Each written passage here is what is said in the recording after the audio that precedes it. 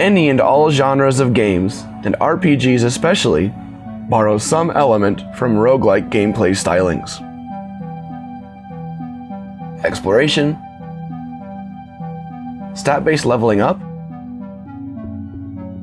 equipping weapons and armor,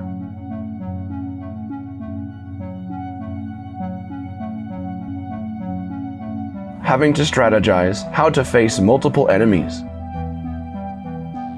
The list goes on.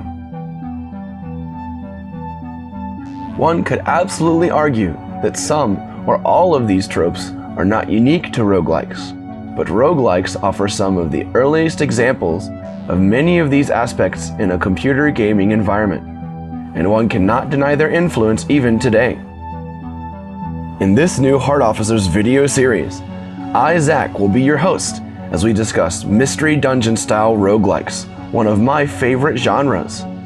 We're hoping to cover every console roguelike in that style ever physically released, with occasional recaps to observe how the genre has evolved and how its place within the gaming world has changed.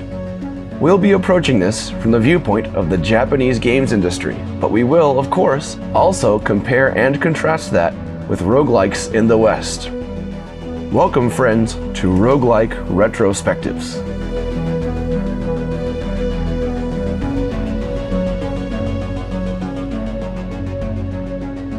To begin with, let's cover some basics.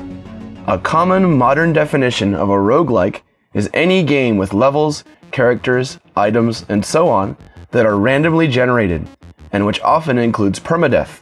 For example, Binding of Isaac, Faster Than Light, Spelunky. But we're here to discuss roguelikes under a narrower definition, that of the roguelike dungeon crawler specifically. There is some debate over what makes a roguelike dungeon crawler, but at the International Roguelike Development Conference 2008 in Berlin, Germany, the first of what became a yearly gathering of roguelike developers and enthusiasts, a set of guidelines was agreed upon. This is called the Berlin Interpretation. For anyone who wants more details, we'll put a link in the description.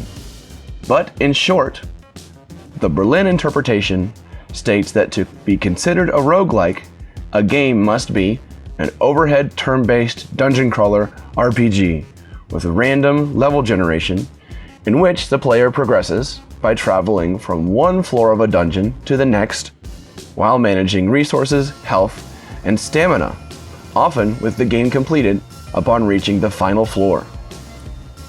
Roguelikes that adhere to the Berlin Interpretation must have grid-based level design, with the layout of each dungeon floor revealed and auto-mapped as the player explores it, and enemies only moving when the player moves, which makes it feel more like a turn-based puzzle or board game than an overhead action RPG. Berlin Interpretation roguelikes must also have a level of complexity in terms of how item to item and item to enemy interactions happen that allows multiple solutions to any problem. And finally, roguelikes under the Berlin Interpretation must have permadeath, meaning that death in the game entails loss of one's save file and having to start the game over from the beginning. This was a core feature of early roguelikes, but in the 90s, Japanese roguelike dungeon crawlers started adding towns or home bases to which one is returned upon death, with the punishment for dying changed to a loss of one's items or experience points rather than having to start the game over entirely. This makes for a considerable drop in difficulty and is one of the key elements that differentiates mystery dungeon style roguelikes from the hardline rogue-based PC dungeon crawler. And now that we have established what definition of roguelike we will follow, let's see how the genre got its start. While we'll be discussing roguelikes specifically in this series, the building blocks for the genre come from a little game made for command line terminals. Rogue is widely considered the first roguelike game, and is where the genre takes its name from, but was actually preceded by a few similar but considerably less well-known roguelike dungeon crawling games. 70s PC titles such as Petit 5 and Dungeon. But we're not here to talk about those, we're here to talk about Rogue.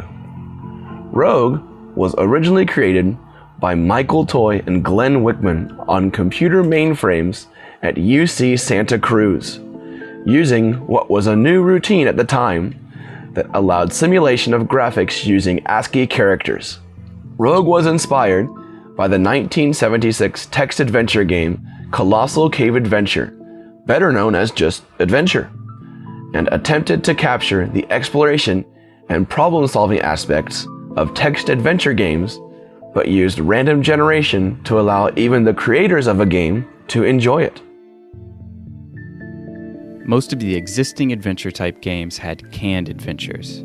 They were exactly the same every time you played, and of course, the programmers had to invent all of the puzzles, and therefore would always know how to beat the game. We decided that with Rogue, the program itself should build the dungeon, giving you a new adventure every time you played, and making it possible for even the creators to be surprised by the game. Glenn R. Wickman.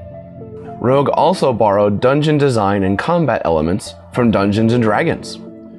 By the time Rogue's development started, computers were capable of thousands of calculations per second and allowed for near instantaneous automation of D&D style dungeon creation and dice rolls. The name Rogue also came from this. We were coming from a Dungeons & Dragons background, but we were creating a single-player game. You weren't going down into the dungeon with a party. The idea was that this is a person going off on his or her own. It captured the theme very succinctly. Glenn R. Wickman.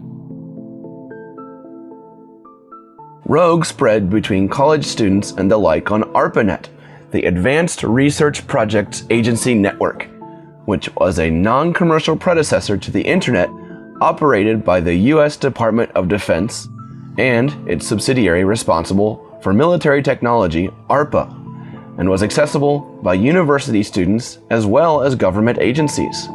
This accessibility was the reason for Rogue's popularity and it eventually becoming the namesake of its genre, despite the title of first true roguelike belonging to Beneath Apple Manor, released in 1978 for the Apple II.